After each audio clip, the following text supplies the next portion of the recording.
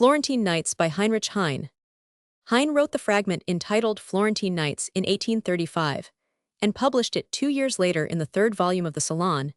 It is a series of brilliant pictures, united by a very slight thread of connection.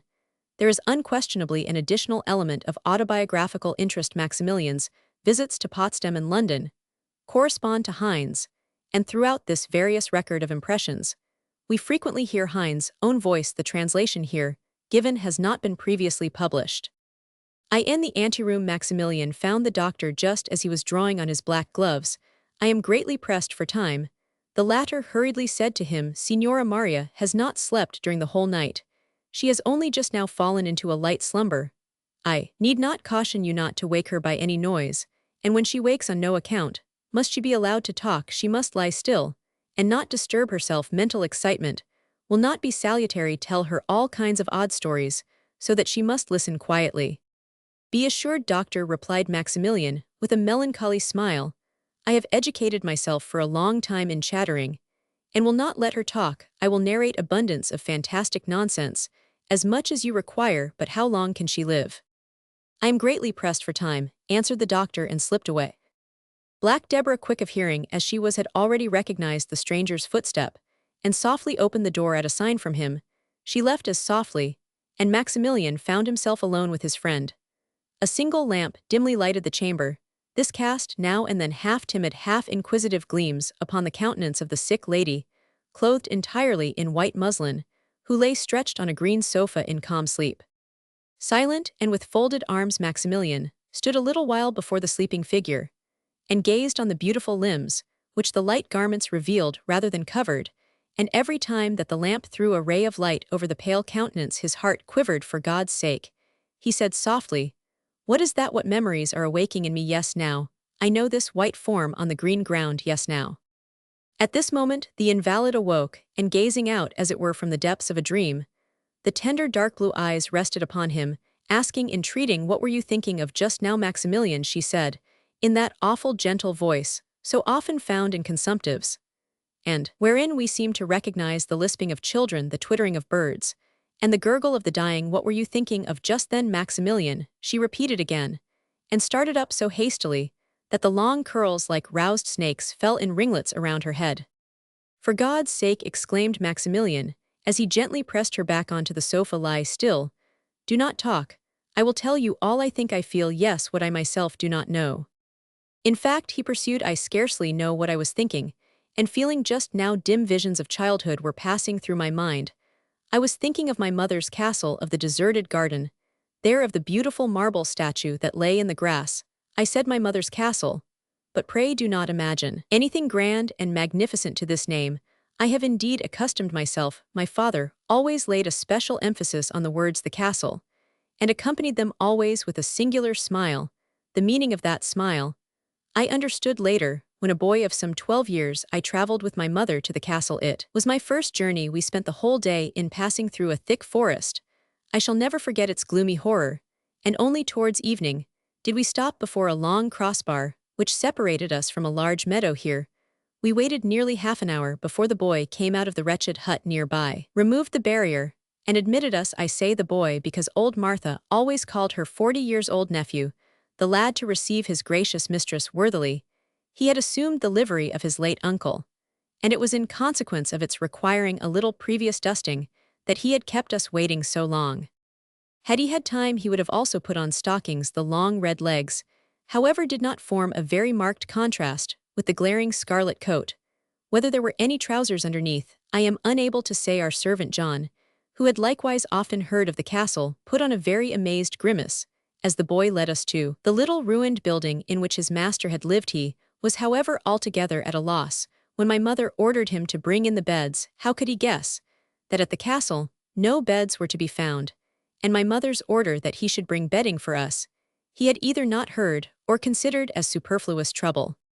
The little house, only 1 story high, which in its best days contained at the most 5 habitable rooms, was a lamentable picture of transitoriness. Broken furniture, torn carpets, not one window frame, left entire, the floor pulled up here and there, everywhere the hated traces of the wantonest military possession. The soldiers quartered with us have always amused themselves said the boy with a silly smile. My mother signed that we should all leave her alone, and while the boy and John were busying themselves, I went out to see the garden. This also offered the most disconsolate picture of ruin. The great trees were partly destroyed, partly broken down, and parasites were scornfully spreading over the fallen trunks here and there. By the grown-up boxbushes the old paths might be recognized here, and there also stood statues for the most part wanting heads, or at all events noses. I remember a Diana, whose lower half the dark ivy grew round in a most amusing way, as I also remember a goddess of plenty out of whose cornucopia mere elodorous weeds were blooming. Only one statue had been spared from the malice of men, and of time it had indeed been thrown from off its pedestal into the high grass. But there it lay free from mutilation, the marble goddess with pure lovely features, and the noble deep-cleft bosom, which seemed as it glowed out of the grass like a Greek revelation. I almost started when I saw it. This form inspired me with a singular feeling, and bashfulness kept me from lingering long near so sweet a sight. When I returned to my mother, she was standing at the window lost in thought, her head resting on her right arm, and the tears were flowing over her cheeks. I had never seen her weep so before. She embraced me with passionate tenderness and asked my forgiveness, because owing to John's negligence, I should have no regular bed. Old Martha, she said, is very ill, dear child, and cannot give up her bed to you, but John will arrange the cushions out of the coach, so that you will be able to sleep upon them, and he can also give you his cloak for a covering. I shall sleep on the straw. This was my dear father's bedroom. It was much better here. Once leave me alone. And the tears came still more impetuously. Whether it was owing to my unaccustomed place of rest, or to my disturbed heart, I could not sleep. The moonlight streamed in through the broken window panes, and seemed to allure me out into the bright summer night. I might lie on the right or the left side, close my eyes, or impatiently open them again. I could still think of nothing but the lovely marble statue I had seen lying in the grass. I could not understand the shyness which had come over me at the sight of it. I was vexed at this childish feeling. And tomorrow, I said softly to myself, tomorrow I will kiss you, you lovely marble face, kiss you just on that pretty corner of your mouth, where the lips melt into such a sweet dimple. An impatience I had never before felt was stirring through all my limbs.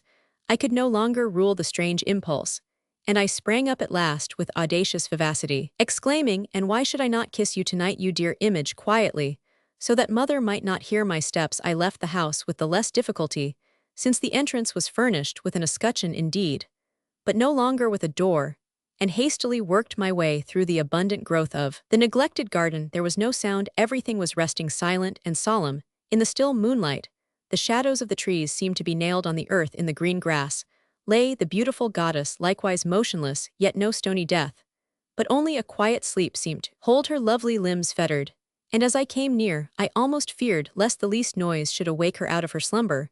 I held my breath as I leant over to gaze on the beautiful features. A shuddering pain thrust me back, but a boyish wantonness drew me again towards her. My heart was beating wildly, and at last I kissed the lovely goddess with such passion and tenderness and despair as I have never in this life kissed with again. And I have never been able to forget the fearful and sweet sensation which flowed through my soul as the blissful cool of those marble lips touched my mouth. And so you see, Maria, that as I was just now standing before you, and saw you lying in your white muslin garments on the green sofa, your appearance suggested to me the white marble form in the green grass. Had you slept any longer, my lips would not have been able to resist. Max, Max, she cried from the depth of her soul, horrible, you know that a kiss from your mouth. Oh, be silent, only I know you think that something horrible. Do not look at me so imploringly. I do not misunderstand your feelings, although their causes are hidden from me. I have never dared to press my mouth on your lips. But Maria would not let him finish speaking.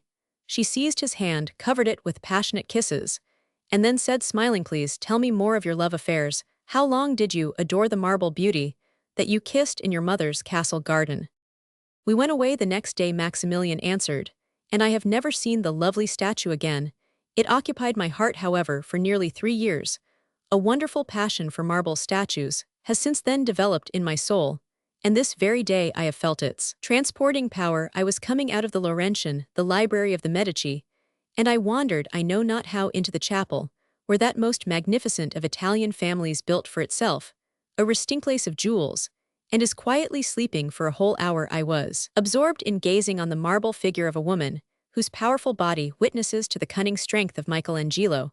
while yet the whole form is pervaded by an ethereal sweetness, which we are not accustomed to seek in that master. The whole dream world, with its silent blisses, lives in that marble. A tender repose dwells in the lovely limbs. A soothing moonlight seems to course through the veins. It is the night of Michelangelo Buonarroti. Oh, how willingly would I sleep the eternal sleep in the arms of that night. Painted women forms Maximilian pursued, after a pause, have never so powerfully interested me, as statues. Only once was I in love with a painting. It was a wondrously lovely Madonna, that I learnt to know at a church in Cologne. I was at that time a very zealous churchgoer, and my heart was absorbed in the mysticism of the Catholic religion. I would then have willingly fought like a Spanish knight at the peril of my life, for the Immaculate Conception of Mary, the Queen of Angels, the fairest Lady of heaven and earth.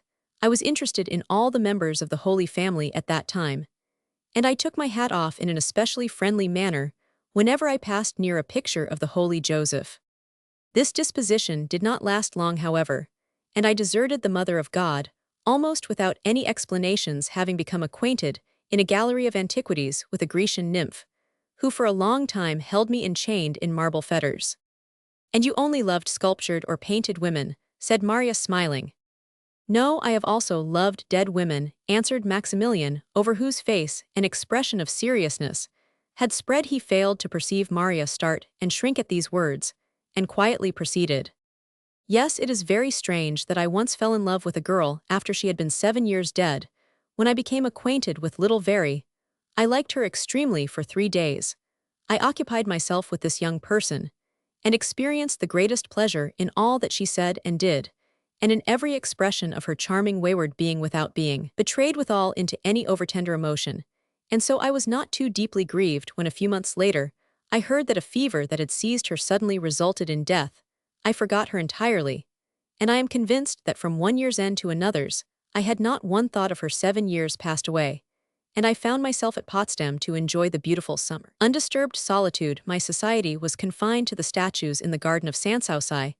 It happened there one day that I recollected certain features, and a singular lovely way of speaking and moving, without being able to remember to whom they belonged. Nothing is more annoying than such a drifting into old memories, and I was therefore joyfully surprised when after some days I recollected little Very, and discovered that it was her dear forgotten form that had hovered before me so restlessly. Yes, I rejoiced at this discovery, like one who unexpectedly meets his most intimate friend.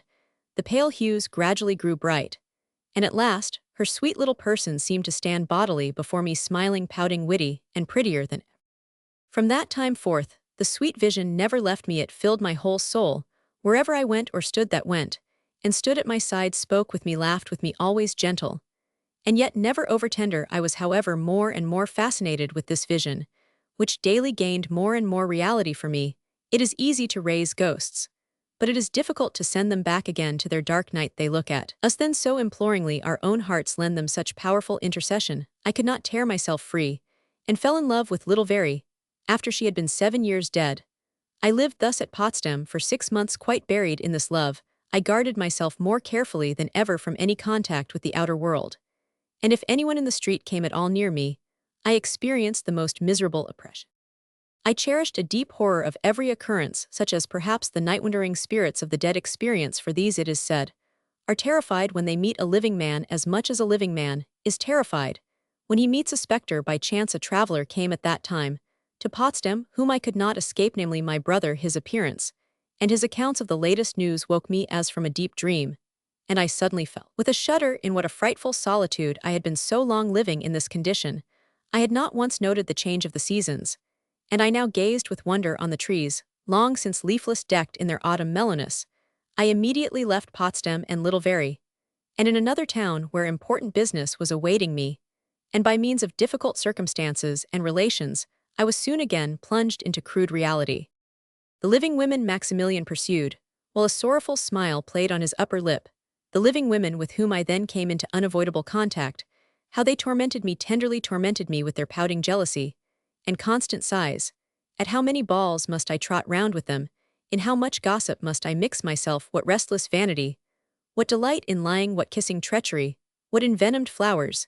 These women spoilt all pleasure and love for me, and I was for some time a misogynist, who damned the whole sex. It went with me almost as with the French officer, who in the Prussian campaign only saved himself with the greatest difficulty from the ice pits at Beresina, and since that retains such an antipathy to everything frozen that now he thrusts away, with disgust, the sweetest and most delicious of Tortoni's ices, yes, the remembrance of the Beresina of love that I passed through, then spoilt for me for a time, even the most charming ladies, women like angels, girls like vanilla sherbet. Pray do not abuse women, exclaimed Maria. That is a worn-out commonplace among men in the end. To be happy you need women after all. Oh, sighed Maximilian, that is true certainly. But women unfortunately have only one way of making us happy, while they have 30,000 ways of making us unhappy. Dear friend, replied Maria, suppressing a little smile, I am speaking of the concord of two souls in unison. Have you never experienced this joy? But I see an unaccustomed blush spreading over your cheeks. Tell me, Max. It is true, Maria, I feel as confused almost as a boy at confessing to you the happy love with which I was once infinitely blessed. That memory is not yet lost to me, and to its cool shades my soul often flies when the burning dust and day's heat of life grow almost unbearable. Yet I am not able to give you a just idea of her. She was such an ethereal creature that she only seemed revealed to me in dreams. I think that you, Maria, have no vulgar prejudice against dreams. Those nightly visions have in truth as much reality as the coarser shapes of day, which we can touch with our hands, and by which we are not seldom besmudged. Yes, it was in a dream that I knew that sweet being, who has made me most happy on earth. I can say little of her outward appearance. I am not able to describe the form of her features with precision.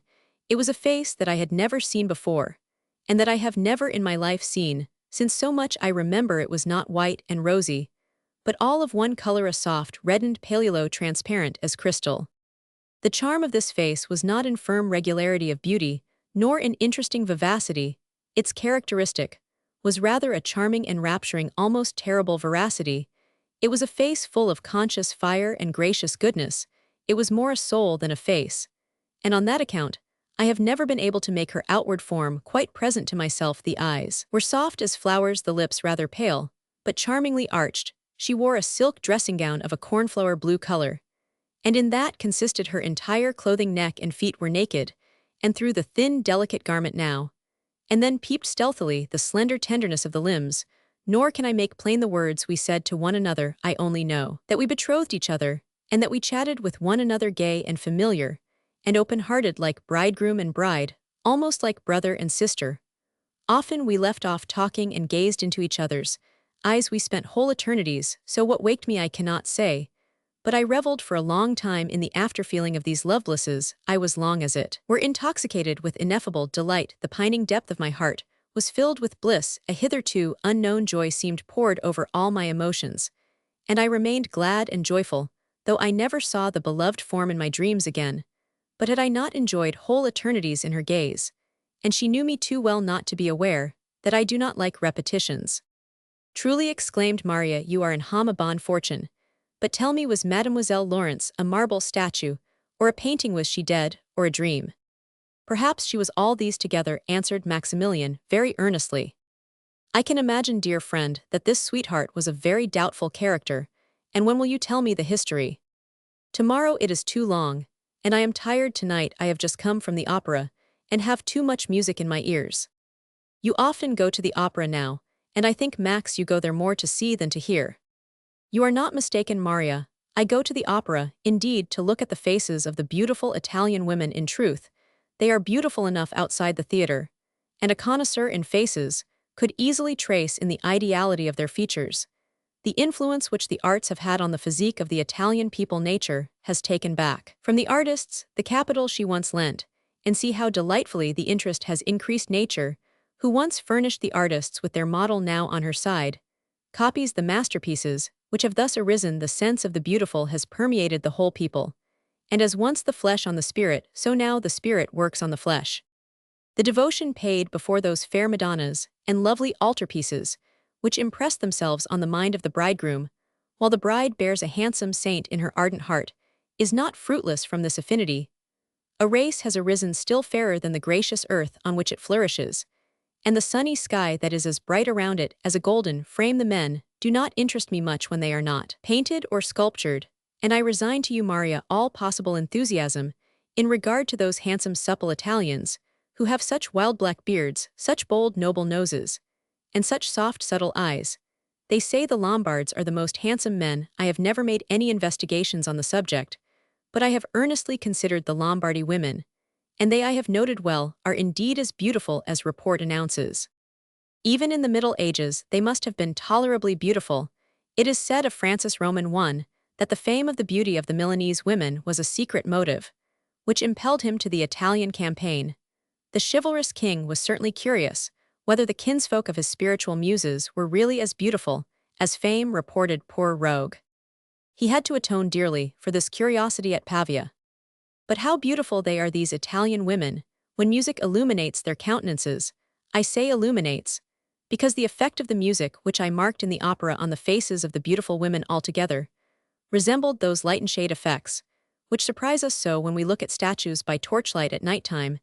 These marble forms reveal to us, then, with terrifying truth, their indwelling spirit, and their horrible dumb secrets. In the same way the whole life of the fair Italian women becomes known to us when we see them in the opera. The changing melodies wake in their souls a succession of emotions, memories, wishes, scandals, which visibly speak in the movements of their features, in their blushes, in their pallors, and even in their eyes. He who knows how to read them may then see in their faces many very sweet and interesting thinghistories, as remarkable as Boccaccio's tales, emotions, as tender as Petrarch's sonnets, caprices, as full of adventure as Ariosto's Ottavarium, sometimes too fearful treachery and sublime wickedness, as poetic as Dante's Inferno. It is worthwhile to gaze at the boxes, if the men would only express their enthusiasm meanwhile with less frightful sounds. This mad noise in an Italian theater often annoys me, but music is the soul of these men, their life, their national business. In other countries certainly, there are musicians who equal the greatest Italian masters, but there is no other musical nation. Here in Italy music is not represented by individuals, it manifests itself in the whole population. Music has become a nation. With us in the north, it is quite different. Their music only becomes a man, and is called Mozart or Meyerbeer. And when moreover they would accurately investigate what is the best that this northern music offers us, they find it in Italian sunshine and orange perfume, and much rather than to our Germany, those belong to fair Italy, the home of music. Yes, Italy will always be the home of music, even though her great maestri descend early into the grave, or become dumbeven, though Bellini dies, and Rossini keeps silence. Indeed, remarked Maria, Rossini has preserved a very long silence. If I do not mistake, he has been silent for 10 years. Perhaps that is a joke on his part, answered Maximilian. He wishes to show that the title Swan of Pesaro, which has been conferred upon him, is quite unsuitable. Swans sing at the end of their lives, but Rossini has left off singing in the middle of his life, and I believe that he has done well in that, and shown even by that he is a genius. The artist who has only talent retains to the end of his life the impulse to exercise that talent. Ambition stimulates him. He feels that he is constantly perfecting himself, and he is compelled to strive after the highest. But genius has already accomplished the highest. It is content, it contemns the world and small ambition, and goes home to Stratford and Avon like William Shakespeare, or walks about the Boulevard des Italiens at Paris and laughs and jokes like Giacomo Rossini. If genius has a not altogether badly constituted body, it lives on in this way for a good while after it has given forth its masterpieces, or as people express it, after it has fulfilled its mission. It is owing to a prepossession that people say that genius must die early. I think that from the 30th to the 34th year has been indicated as the most dangerous period for genius. How often have I bantered poor Bellini on this subject, and playfully prophesied that being a genius, and having reached that dangerous age, he must soon die. Singular, in spite of the playful tone, he tormented himself about this prophecy. He called me his jet-eater, his evil eye, and always made the jet-eater sign. He so wished to live. He had an almost passionate hatred of death. He would hear nothing of dying. He was frightened of it as a child who is afraid to sleep in the dark. He was a good dear child, often rather naughty. But then one only needed to threaten him with an early death, and he would immediately draw in and entreat, and make with his 2 raised fingers the jet-eater sign. Poor Bellini. So you knew him personally. Was he handsome? He was not ugly. You see, we cannot answer affirmatively when anyone asks us such a question about our own sex. He had a tall, slender figure, which moved in an elegant, I might say, a coquettish manner, always a quater epingles, a long regular face, with a pale rosiness, very fair, almost golden hair put into small curls, very high noble brows, a straight nose, pale blue eyes, a beautiful chiseled mouth, a round chin. His features had something vague and characterless, something like milk. And in this milk face often mingled half sweet, half bitter, an expression of sorrow. This expression of sorrow compensated for the want of soul in Bellini's face, but it was a sorrow without depth. It glistened in the eyes, without poetry. It played passionless about his lips. The young maestro seemed anxious to make this flat, languid sorrow conspicuous in his whole person. His hair was curled in such a fanciful melancholy way, his clothes sat so languidly about his frail body. He carried his little Spanish cane in so idyllic a way that he always reminded me of the affected young shepherds with their beribboned sticks and bright-colored jackets and pantaloons that we see in our pastorals. And his gait was so young ladylike, so elegiac, so ethereal, the whole man looked like a sigh en escarpins. He had received much applause among women, but I doubt if he anywhere awakened a strong passion in himself. His appearance had something comically unenjoyable, the reason of which lay in his way of speaking French. Although Bellini had lived many years in France, he spoke the language so badly that even in England it could scarcely be spoken worse. I ought not to call it bad, is here much too good one, must call it awful, a violation, something enough to overturn the world. Yes, when one was in society with him, and he mangled the poor French words like an executioner, and displayed unmoved his colossal coqueline, one thought sometimes that the world must fall in with a crash of thunder. The stillness of the grave reigned on the whole room. A death agony was painted on all faces in chalk, or in vermilion. The ladies were uncertain whether to faint, or to escape. The gentlemen gazed in alarm at their trousers to convince themselves that they actually had them on, and what was most horrible, this fright raised at the same time a convulsive desire to laugh which could hardly be suppressed, so that when one was in Bellini's society, his presence inspired a certain anxiety, which by a horrible charm was at once repellent and attractive. Often his involuntary calimbers were merely amusing, and in their droll insipidity reminded one of the castle of his fellow countryman, the Prince of Pelagonia, which Goethe in his Italian journey has described as a museum of uncouth distortions and absurd deformities, as Bellini on such occasions always imagined he had said something quite harmless, and earnest his face, and his words formed the maddest contrast. That which displeased me in his face came at such moments specially prominent. What I disliked could not be exactly described as something lacking, and may not have been displeasing to women at all. Bellini's face, like his whole appearance, had that physical freshness, that bloom of flesh, that rosiness, which makes a disagreeable impression on me, because I like much more what is death-like and marble. Later on, when I had known him a long time, I felt some liking for Bellini. This arose after I had observed that his character was thoroughly noble and good. His soul was certainly pure and unspotted by any hateful contagion, and he was not wanting in that good-natured, childlike quality which we never miss in men of genius, even if they do not wear it as an outward show. Yes, I remember, Maximilian pursued, sinking down on the chair on the back of which he had been hitherto leaning. I remember one moment when Bellini appeared in so amiable a light that I gazed on him with pleasure, and resolved to become more intimately acquainted with him. But unhappily, it was the last time I should see him in this life. It was one evening, after we had been dining together at the house of a great lady who had the smallest foot in Paris. We were very merry, and the sweetest melodies rang out from the piano. I see him still, the good-natured Bellini, as at last, exhausted with the mad Bellinism that he chattered, he sank into a seat. It was a very low one, so that Bellini found himself sitting at the foot, as it were, of a beautiful lady, stretched on a sofa opposite, who gazed down on him with a sweet malicious delight, as he worked off some French expressions to entertain her, and was compelled as usual to communicate what he had said in his Sicilian jargon to show that it was no sottise, but on the contrary, the most delicate flattery. I think the fair lady paid little attention to Bellini's conversation. She had taken from his hand the little Spanish cane, with which he often used to assist his weak rhetoric, and was making use of it for a calm destruction of the elegant curlidifice on the young maestro's brows. But this wanton occupation was well repaid by the smile, which gave her face an expression which I have seen on no other living human countenance. That face will never leave my memory.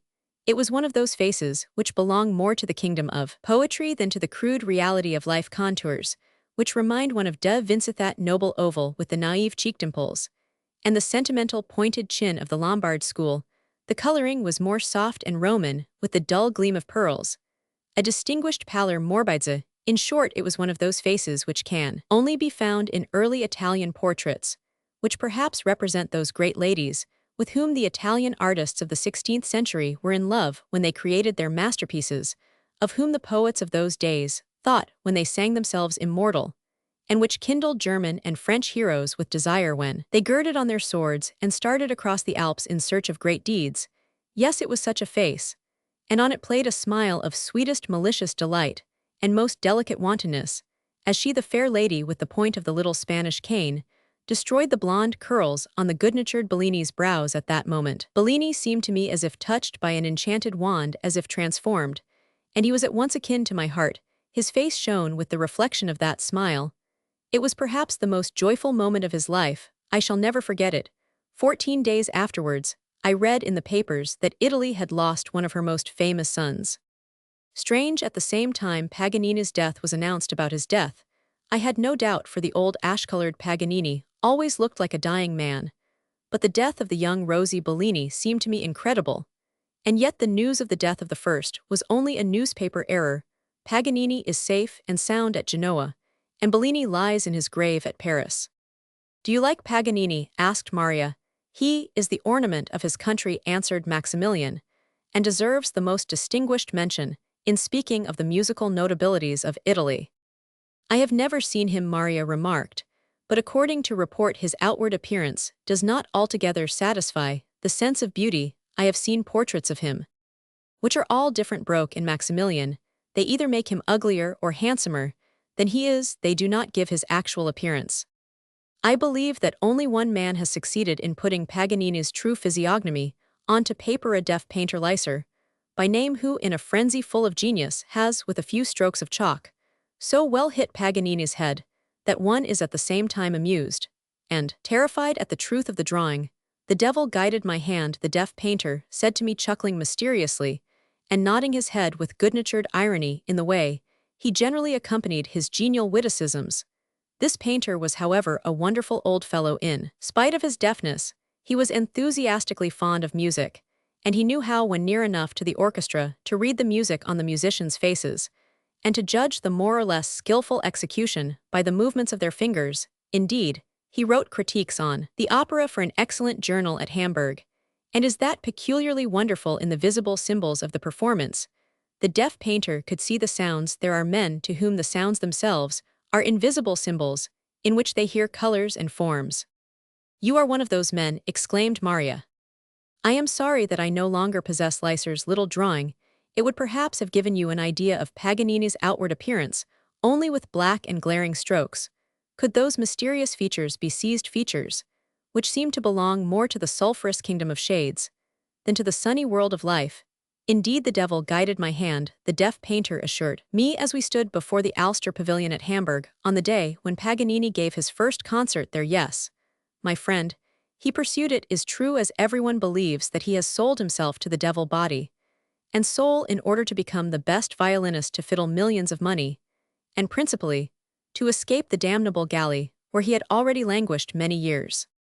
For you see, my friend, when he was chapelmaster at Lucca, he fell in love with a princess of the theatre, was jealous of some little abbate, was perhaps deceived by the faithless Amata, stabbed her, in approved Italian fashion, came in the galley to Genoa, and, as I said, sold himself to the devil to escape from it, become the best violin player, and impose upon us this evening a contribution of $2 each. But you see, all good spirits praise God there in the avenue. He comes himself with his suspicious famulus."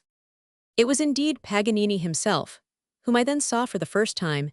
He wore a dark gray overcoat which reached to his feet, and made his figure seem very tall. His long black hair fell in neglected curls on his shoulders, and formed a dark frame round the pale cadaverous face, on which sorrow, genius, and hell had engraved their indestructible lines. Near him danced along a little pleasing figure, elegantly prosaic, rosy, wrinkled face, bright gray little coat, with steel buttons, distributing greetings on all sides, in an insupportably friendly way, leering up nevertheless, with apprehensive air, at the gloomy figure, who walked earnest and thoughtful at his side.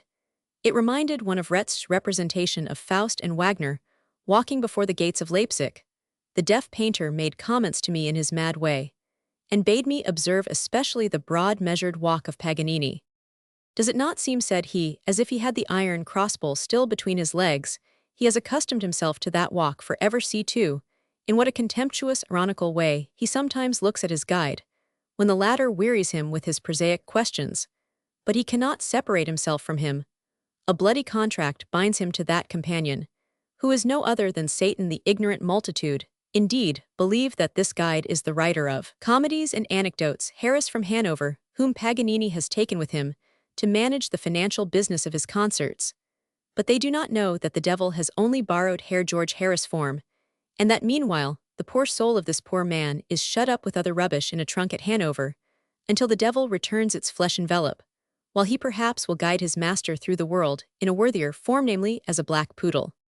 But if Paganini seemed mysterious and strange enough when I saw him walking in bright midday under the green trees of the Hamburg Jungfernstieg, how his awful bizarre appearance startled me at the concert in the evening. The Hamburg Opera House was the scene of this concert, and the art-loving public had flocked thither so early, and in such numbers that I only just succeeded in obtaining a little place in the orchestra.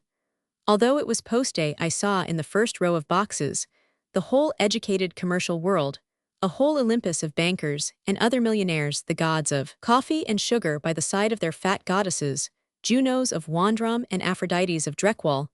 A religious silence reigned through the assembly. Every eye was directed towards the stage. Every ear was making ready to listen. My neighbor, an old furrier, took the dirty cotton out of his ears in order to drink in better the costly sounds for which he had paid $2. At last a dark figure, which seemed to have arisen from the underworld, appeared upon the stage.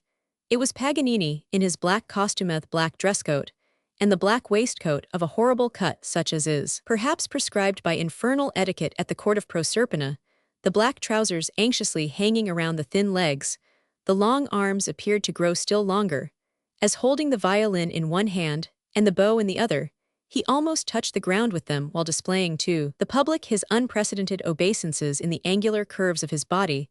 There was a horrible woodenness, and also something absurdly animalic, that during these bows, one could not help feeling a strange desire to laugh, but his face, that appeared still more cadaverously pale in the glare of the orchestra lights, had about it something so imploring, so simply humble, that a sorrowful compassion repressed one's desire to laugh. Had he learnt these complimentary bows from an automaton or a dog? Is that the entreating gaze of one sick unto death? Or is there lurking behind it the mockery of a crafty miser? Is that a man brought into the arena at the moment of death like a dying gladiator, to delight the public with his convulsions? Or is it one risen from the dead, a vampire with a violin, who, if not the blood out of our hearts at any rate, sucks the gold out of our pockets? Such questions crossed our minds while Paganini was performing his strange bows, but all those thoughts were at once still, when the wonderful master placed his violin under his chin, and began to play. As for me, you already know my musical second sight, my gift of seeing at each tone a figure equivalent to the sound, and so Paganini, with each stroke of his bow, brought visible forms and situations before my eyes. He told me in melodious hieroglyphics all kinds of brilliant tales. He as it were made a magic lantern play its colored antics before me, he himself being chief actor at the first stroke of his bow.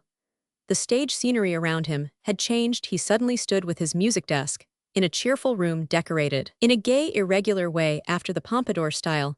Everywhere little mirrors gilded Cupid's Chinese porcelain, a delightful chaos of ribbons, garlands of flowers, white gloves, torn lace, false pearls, diadems of gold leaf, and spangles such tinsel as one finds in the room of a prima donna. Paganini's outward appearance had also changed, and certainly most advantageously. He wore short breeches of lily-colored satin, a white waistcoat embroidered with silver, and a coat of bright blue velvet with gold buttons. The hair, in little carefully curled locks, bordered his face, which was young and rosy, and gleamed with sweet tenderness, as he ogled the pretty little lady who stood near him at the music desk, while he played the violin. Yes, I saw at his side a pretty young creature in antique costume. The white satin swelled out below the waist, making the figure still more charmingly slender. The high raised hair was powdered and curled, and the pretty round face shone out all the more openly with its glancing eyes, its little rouged cheeks, its little beauty patches, and the sweet impertinent little nose. In her hand was a roll of white paper, and, by the movements of her lips as well as by the coquettish waving to and fro of her little upper lip, she seemed to be singing, but none of her trills were audible to me. and only from the violin with which the young Paganini led the lovely child could I discover what she sang, and what he himself during her song felt in his soul. Oh, what melodies were those like the nightingale's notes, when the fragrance of the rose intoxicates her yearning young heart with desire. They floated in the evening twilight. Oh, what melting languid delight was that the sounds kissed each other, then fled away pouting, and then laughing clasped each other, and became one and died away in intoxicated harmony. Yes, the sounds carried on their merry game like butterflies, when one in playful provocation will escape from another hide behind. Flower be overtaken at last, and then wantonly joying with the other fly away into the golden sunlight. But a spider can prepare a sudden tragical fate for such enamored butterflies. Did the young heart anticipate this? A melancholy sighing tone, a foreboding of some slowly approaching misfortune, glided softly through the enrapturing melodies that were streaming from Paganini's violin. His eyes became moist. Adoringly he knelt down before his amata, but alas, as he bowed down to kiss her feet, he saw under the bed a little abbate. I do not know what he had against the poor man, but the Genoese became pale as death. He seized the little fellow with furious hands, gave him sundry boxes on the ear, as well as a considerable number of kicks, flung him outside, drew a stiletto from its sheath, and buried it in the young beauty's breast. At this moment, however, a shout of bravo, bravo broke out from all sides. Hamburg's enthusiastic sons and daughters were paying the tribute of their uproarious applause to the great artist, who had just ended the first part of his concert, and was now bowing with even more angles and contortions than before, and on his face the abject humility seemed to me to have become more intense. From his eyes stared a sorrowful anxiety like that of a poor malefactor. Divine, cried my neighbor the furrier, as he scratched his ears, that peace alone was worth $2. When Paganini began to play again, a gloom came before my eyes. The sounds were not transformed into bright forms and colors. The master's form was clothed in gloomy shades, out of the darkness of which his music moaned in the most piercing tones of lamentation. Only at times, when a little lamp that hung above cast its sorrowful light over him, could I catch a glimpse of his pale countenance, on which the youth was not yet extinguished. His costume was singular in two colors, yellow and red. Heavy chains weighed upon his feet. Behind him moved a face whose physiognomy indicated a lusty goat nature, and I saw at times long hairy hands seize assistingly the strings of the violin on which Paganini was playing. They often guided the hand which held the bow, and then a bleating laugh of applause accompanied the melody which gushed from the violin, ever more full of sorrow and anguish. They were melodies which were like the song of the fallen angels, who had loved the daughters of earth, and being exiled from the kingdom of the blessed, sank into the underworld. With faces red with shame, they were melodies in whose bottomless shallowness glimmered neither consolation nor hope. When the saints in heaven hear such melodies, the praise of God dies upon their paled lips, and they cover their heads, weeping. At times, when the obbligato goat's laugh bleated in among the melodious pangs, I caught a glimpse in the background of a crowd of small women figures, who nodded their odious heads with wicked wantonness. Then a rush of agonizing sounds came from the violin, and a fearful groan, and a sob such as was never heard upon earth before, nor will be perhaps heard upon earth again, unless in the valley of Jehoshaphat, when the colossal trumpets of doom shall ring out, and the naked corpses shall crawl forth from the grave to abide their fate. But the agonized violinist suddenly made one stroke of the bow, such a mad despairing stroke, that his chains fell rattling from him and his mysterious assistant, and the other foul mocking forms vanished. At this moment, my neighbor the furrier said, a pity, a string has snapped. That comes from the constant pizzicade. Had a string of the violin really snapped? I do not know. I only observed the alteration in the sounds, and Paganini and his surroundings seemed to me again suddenly changed. I could scarcely recognize him in the monk's brown dress, which concealed, rather than clothed him, with savage countenance half hid by the cowl waist. Girt with a cord and bare feet, Paganini stood a solitary defiant figure on a rocky prominence by the sea, and played his violin. But the sea became red and redder, and the sky grew paler, till at last the surging water looked like bright scarlet blood, and the sky above became of a ghastly corpse-like pallor, and the stars came out large and threatening, and those stars were black as glooming coal. But the tones of the violin grew ever more stormy and defiant, and the eyes of the terrible player sparkled with such a scornful lust of destruction, and his thin lips moved with such a horrible haste, that it seemed as if he murmured some old, accursed charms to conjure the storm, and loose the evil spirits that lie imprisoned in the abysses of the sea. Often, when he stretched his long, thin arm from the broad monk's sleeve and swept the air with his bow. He seemed like some sorcerer who commands the elements with his magic wand. And then there was a wild wailing from the depth of the sea, and the horrible waves of blood sprang up so fiercely that they almost besprinkled the pale sky. And the black stars with their red foam, there was a wailing and a shrieking and a crashing, as if the world was falling into fragments. And ever more stubbornly, the monk played his violin. He seemed as if, by the power of violent will he wished to break the 7 seals, wherewith Solomon sealed the iron vessels, in which he had shut up the vanquished demons. The wise king sank those vessels in the sea, and I seemed to hear the voices of the imprisoned spirits, while Paganini's violin growled its most wrathful bass. But at last I thought I heard the jubilee of deliverance, and out of the red billows of blood emerged the heads of the fettered demons, monsters of legendary horror, crocodiles with bats' wings, snakes with stags' horns, monkeys with shells on their heads, seals with long patriarchal beards, women's faces with breasts in place of cheeks green, camels' heads, hermaphrodites of incomprehensible combinational staring, with cold crafty eyes, and with long fin-like claws grasping at the fiddling monk from the latter. However, in the furious zeal of his conjuration, the cowl fell back, and the curly hair fluttering in the wind fell round his head in ringlets like black snakes. So maddening was this vision that to keep my senses I closed my ears and shut my eyes. When I again looked up, the spectre had vanished, and I saw the poor Genoese in his ordinary form making his ordinary bows, while the public applauded in the most rapturous manner. "That is the famous performance upon G," remarked my neighbor. "I myself play the violin, and I know what it is to master that instrument. Fortunately, the pause was not considerable, or else the musical furrier would certainly have engaged me in a long conversation upon art." Paganini again quietly set his violin to his chin, and with the first stroke of his bow, the wonderful transformation of melodies again also began. They no longer fashioned themselves so brightly and corporeally. The melody gently developed itself, majestically billowing and swelling like an organ chorale in a cathedral, and everything around, stretching larger and higher, had extended into a colossal space, which not the bodily eye, but only the eye of the spirit could seize. In the midst of this space hovered a shining sphere, upon which, gigantic and sublimely haughty, stood a man who played the violin. Was that sphere the sun? I do not know. But in the man's features, I recognized Paganini, only ideally lovely, divinely glorious, with a reconciling smile. His body was in the bloom of powerful manhood, a bright blue garment enclosed his noble limbs, his shoulders were covered by gleaming locks of black hair. And as he stood there, sure and secure, a sublime divinity, and played the violin, it seemed as if the whole creation obeyed his melodies. He was the mamplanet about which the universe moved with measured solemnity, and ringing out beatific rhythms. Those great lights which so quietly gleaming swept around, were they the stars of heaven?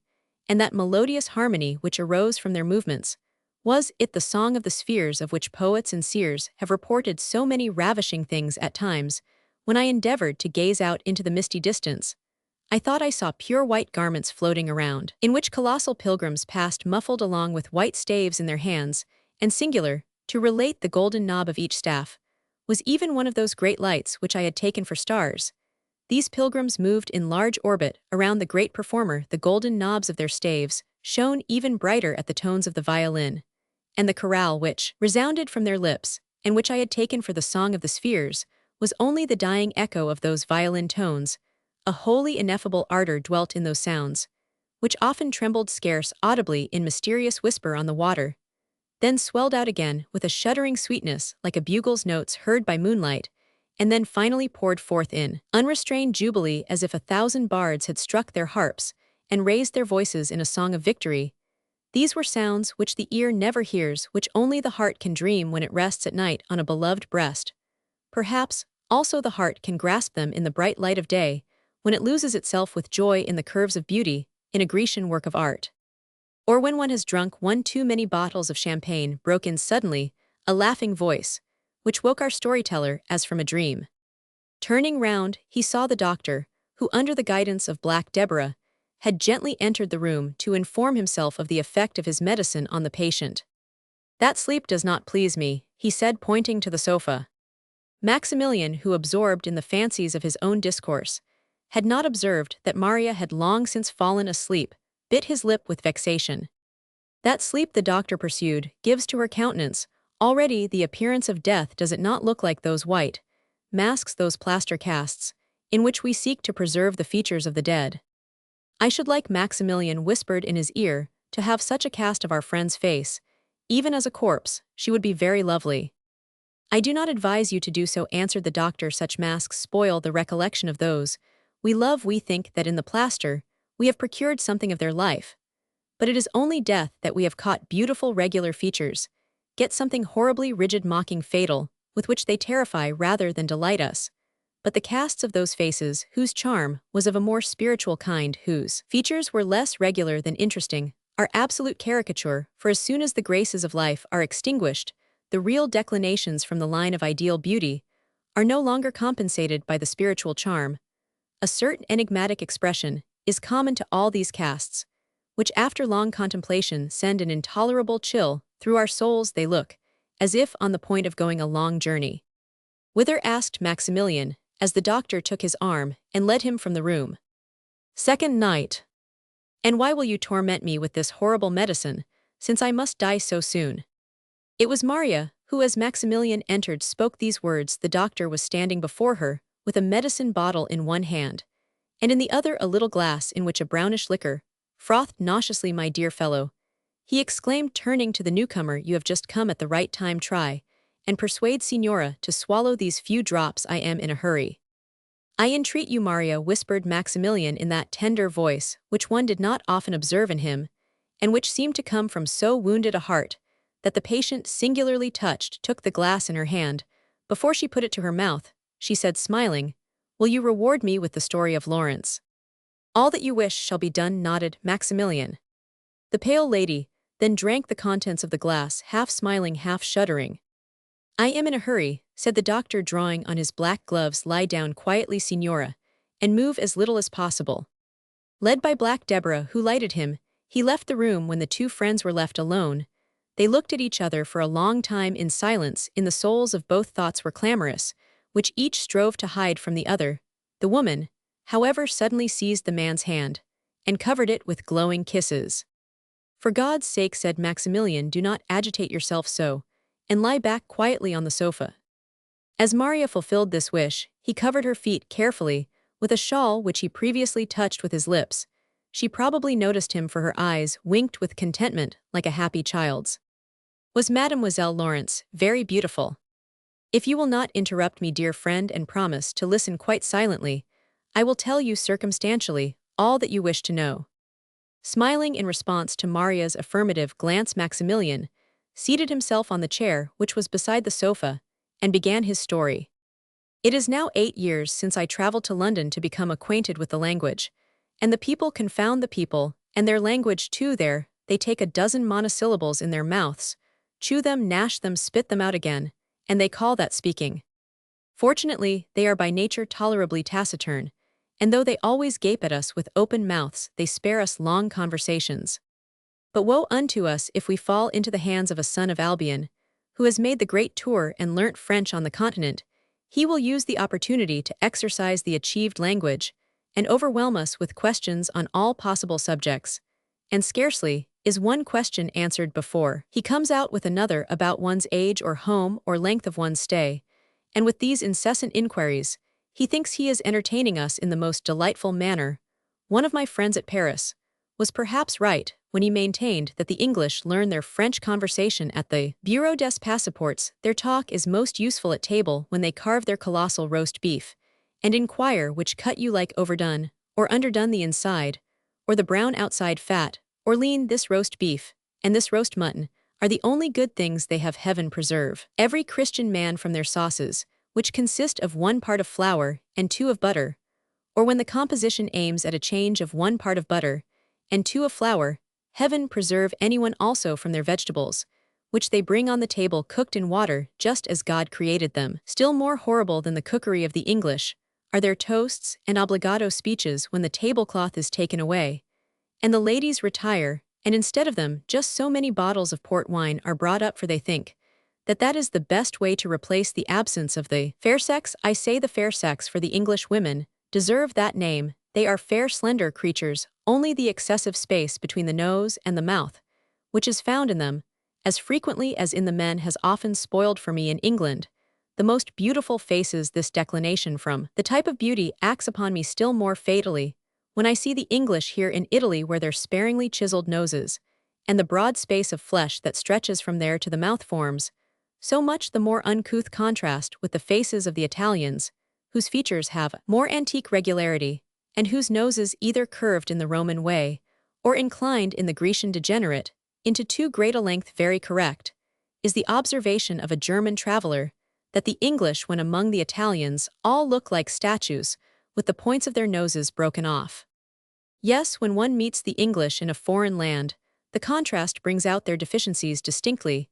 They are the gods of ennui, who travel through all lands at post-haste, in shining lacquered coaches, and leave everywhere a gray-dark cloud of mournfulness behind them.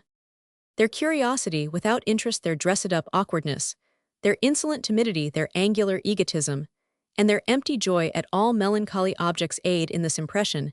In the last 3 weeks, an Englishman has been visible every day on the Piazza del Gran Duca, gazing for an hour at a time at a quack, sitting on a horse, who draws people's teeth. Perhaps this performance compensates the noble son of Albion for the loss of the executions of his own dear native land, for after boxing and cockfights, there is no more delightful sight for a Briton than the agony of some poor devil who has stolen a sheep or imitated somebody's handwriting, and is exhibited for an hour in front of the Old Bailey before he is thrown into eternity. It is no exaggeration to say that forgery and the theft of a sheep in that detestable and barbarous land are punished in the same way as the most awful crimes as parricide and incest. 12.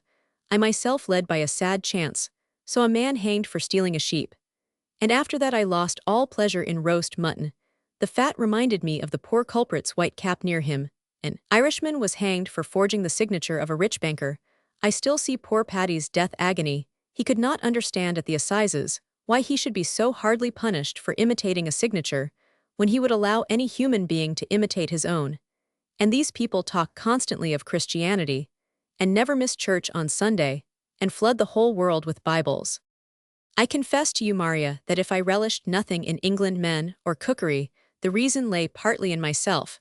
I brought over a good store of ill humor with me, and I was seeking amusement among a people who can only kill their ennui in the whirlpool of political and mercantile activity. The perfection of machinery which is applied to everything here, and has superseded so many human functions, has, for me, something dismal. This artificial life of wheels, bars, cylinders, and 1,000 little hooks, pins, and teeth, which move almost passionately, fills me with horror. I am annoyed no less by the definiteness, the precision, the strictness in the life of the English, for just as the machines in England seem to have the perfection of men, so the men seem like machines. Yes, wood, iron, and brass seem to have usurped the human mind, their end to have gone almost mad from fullness of mind, while the mindless man, like a hollow ghost, exercises his ordinary duties in a machine-like fashion at the appointed moment, eats beefsteaks, makes parliamentary speeches, trims his nails, mounts the stagecoach, or hangs himself.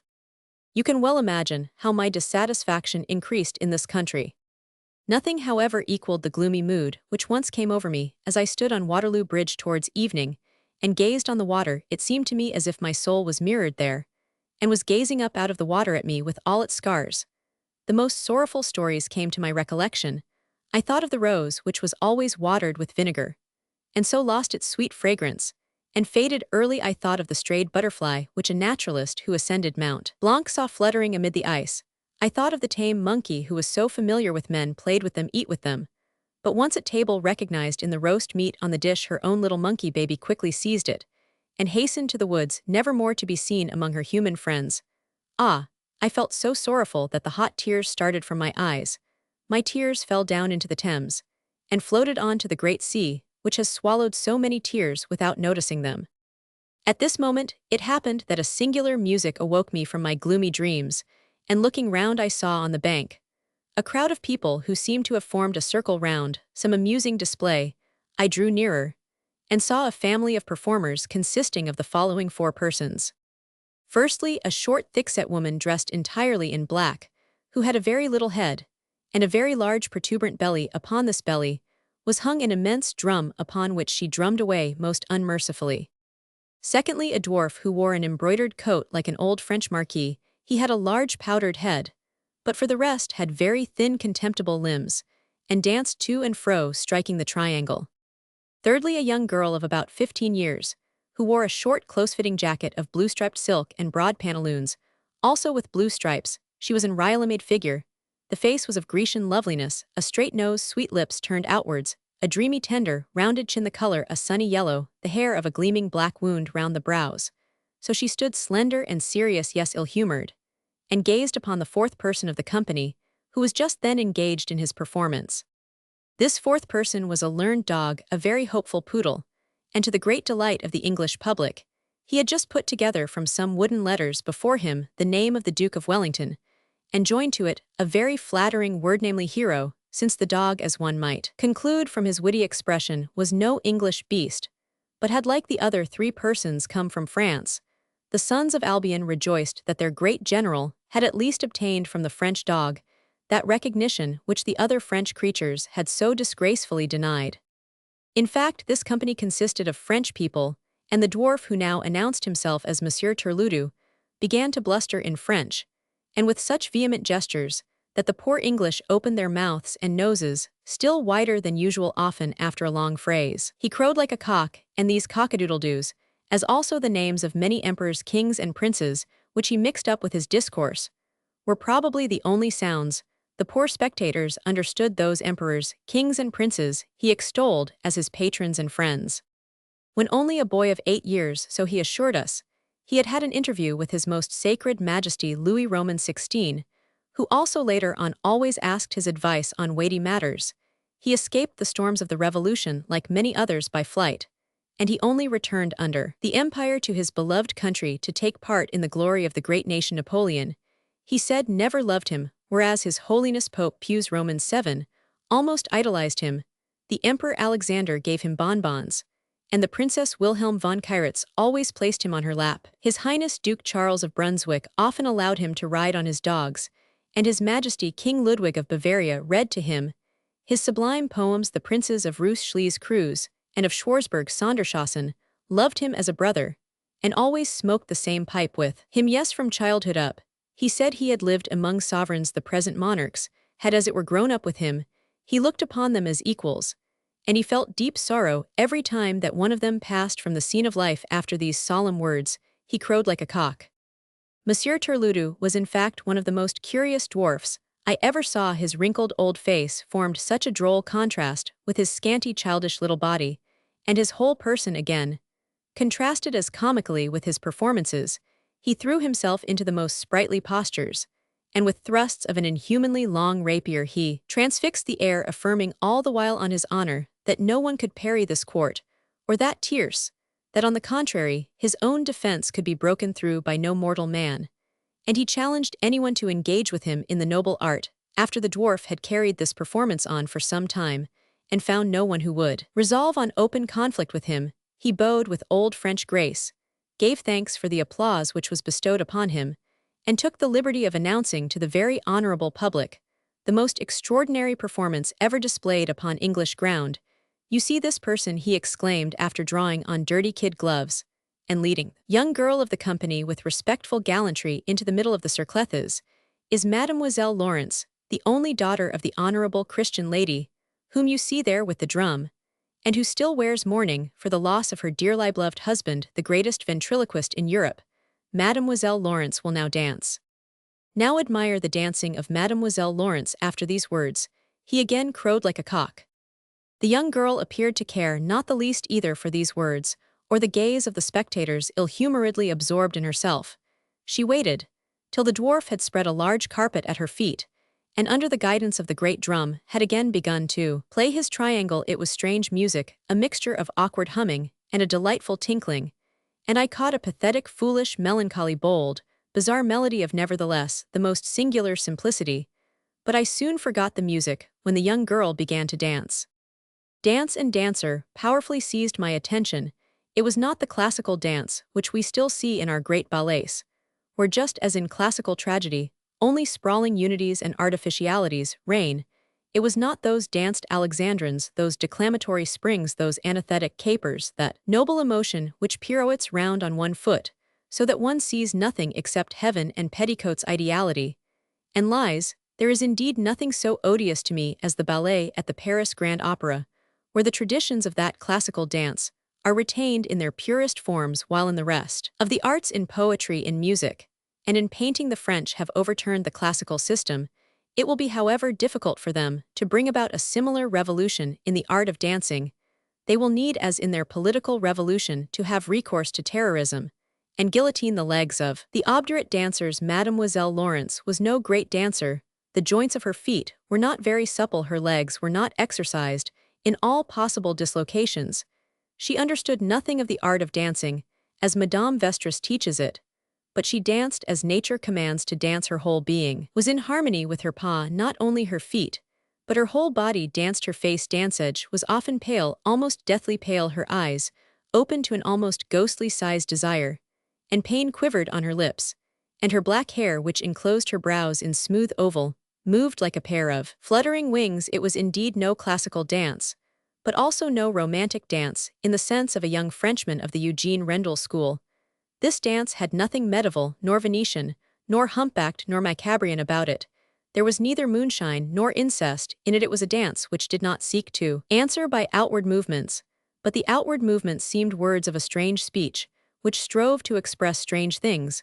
But what did this dance express I could not understand, however passionately this speech uttered itself. I only guessed sometimes that it spoke of something intensely sorrowful. I, who so easily seized the meaning of all appearances, was nevertheless unable to solve this danced riddle, and that I groped in vain for the sense of it was partly the fault of the music, which certainly pointed intentionally to false roads, cunningly sought to lead me astray, and always disturbed me. Monsieur Turludus Triangle often tittered maliciously. Madame, however, beat upon her drum so wrathfully that her face glowed forth from the black cloud of cap like a bloodred northern light. Long after the troupe had passed away, I remained standing at the same spot, considering what that dance might signify. Was it a national dance of the south of France, or of Spain? In such a dance might appear the impetuosity with which the dancer swung her little body to and fro, and the wildness with which she often threw her head backward in the bold way of those Bacchantes, whom we gaze at with amazement on ancient vases. There was an intoxicated absence of will about her dance, something gloomy and inevitable. It was like the dance of fate, or was it a fragment of some venerable forgotten pantomime? Or was she dancing her personal history? Often the girl bent down to the earth with a listening ear, as though she heard a voice which spoke up to her. She trembled then like an aspen leaf, bent suddenly to another side, went through her maddest, most unrestrained leaps, then again bent her ear to the earth, listened more anxiously than before, nodded her head, became red and pale by turns, shuddered, stood for a while stiffly upright, as if benumbed, and made finally a movement as one who washes his hands. Was it blood that so long, and with such care, such horrible care, she was washing from her hands?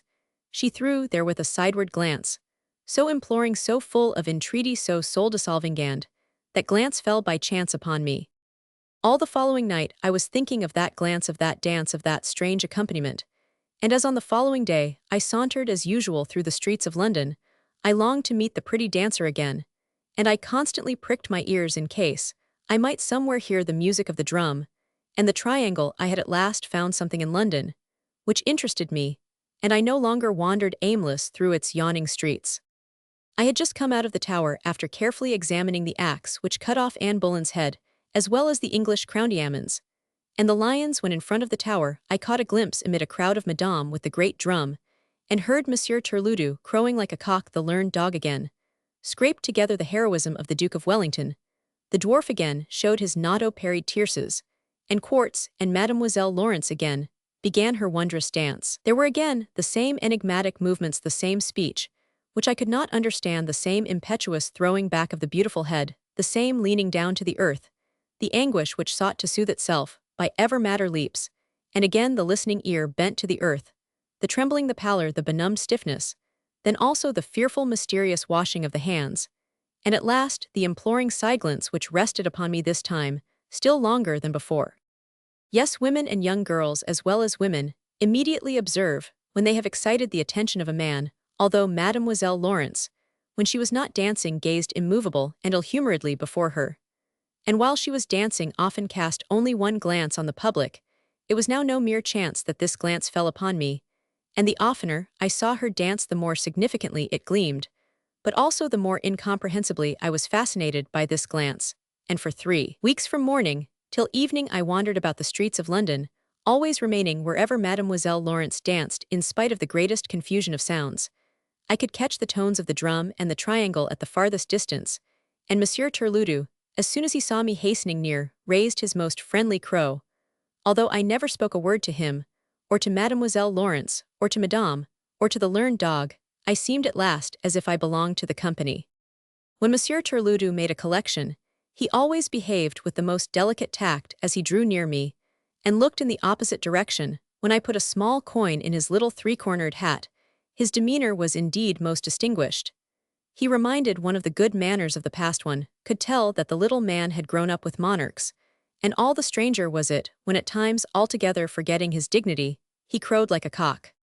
I cannot describe to you how vexed I became when after seeking for 3 days in vain for the little company through all the streets of London, I was forced to conclude that they had left the town ennui again, took me in its leaden arms, and again closed my heart at last. I could endure it no longer. I said farewell to the 4 estates of the realm Roman the mob, the blackguards, the gentlemen, and the fashionable sand, travelled back again to civilized terra firma, where I knelt in adoration before the white apron of the first cook I met.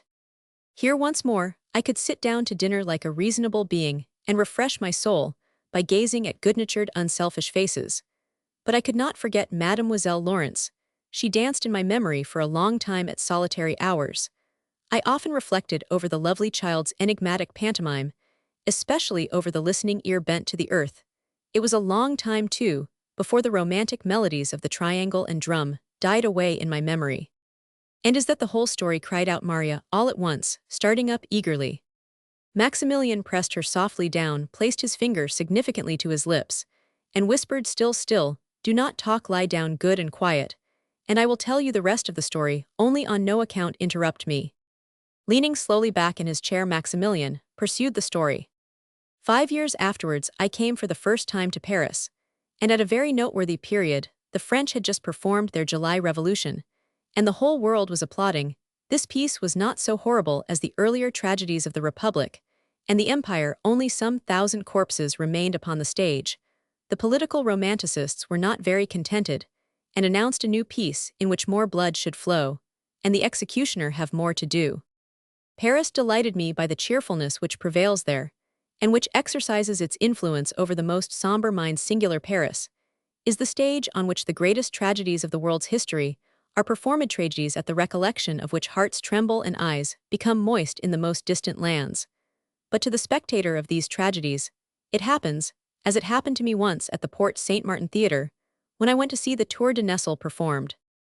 I found myself sitting behind a lady who wore a hat of rosered gauze, and this hat was so broad that it obstructed the whole of my view of the stage, and I saw all the tragedy only through the red gauze of this hat, and all the horror of the Tour de Nesle appeared in the most cheerful roselight. Yes, there is such a roselight in Paris, which makes all tragedies cheerful to the near spectator, so that his enjoyment of life is not spoilt there. In the same way, all the terrible things that one may bring in his own heart to Paris, there lose their tormenting horror. Sorrows are singularly soothed in this air of Paris.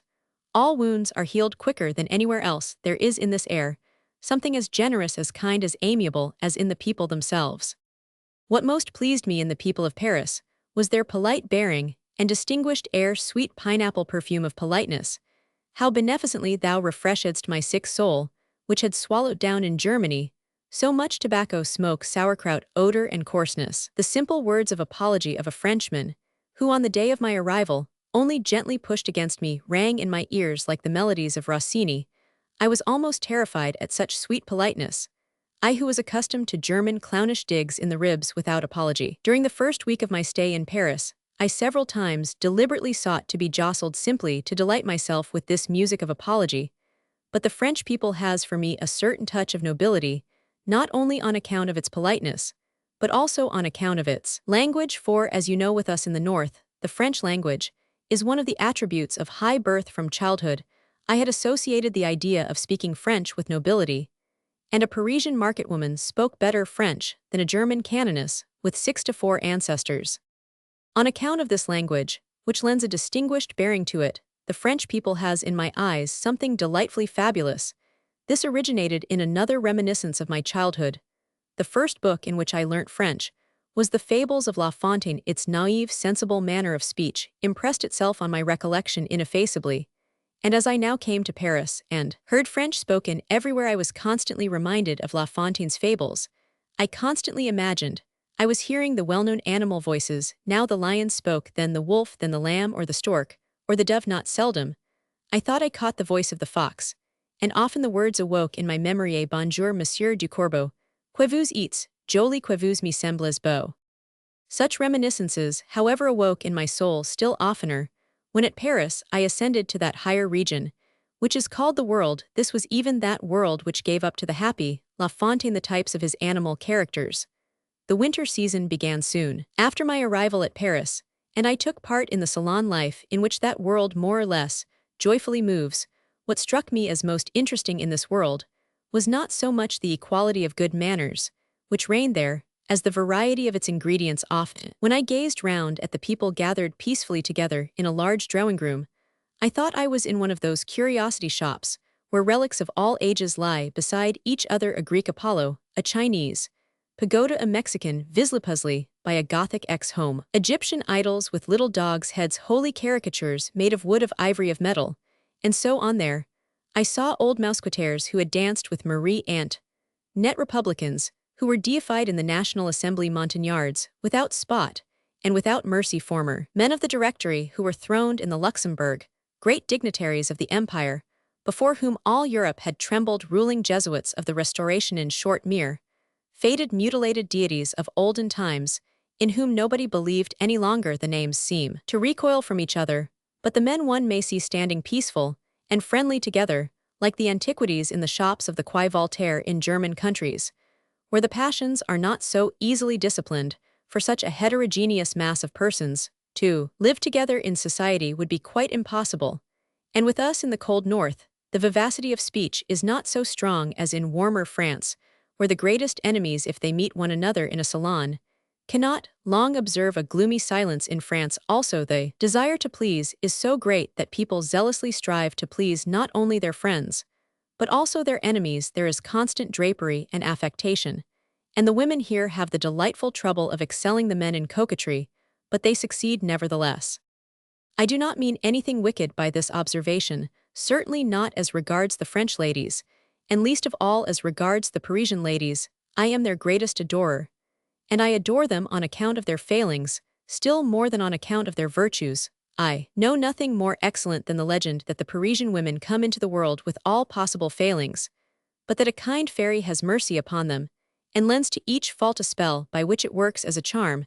That kind fairy is grace. Are the Parisian women beautiful? Who can say, who can see through all the intrigues of the toilet, who can decipher whether what the tulle betrays is genuine, or what the swelling silk displays false?